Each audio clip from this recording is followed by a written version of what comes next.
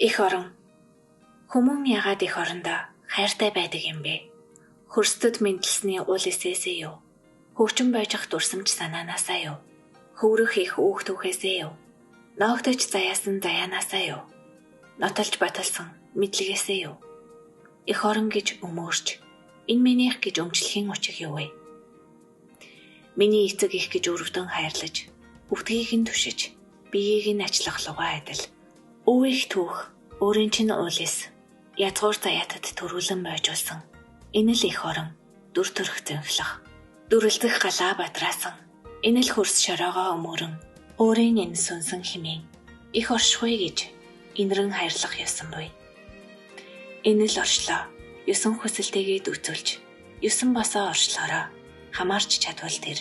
Эх оронч гэдэг, үзэл болж чаднам. 5 тусгаарыг нэгтмэл болгож, 10 түгээмлийг аштан хэрэглэж, 108 төвшин сайхнаар тухалж байвал энэ нь эх оронч сэтгэл болно. Энэ нь эх орноо хайрлан байгаа учиг болно.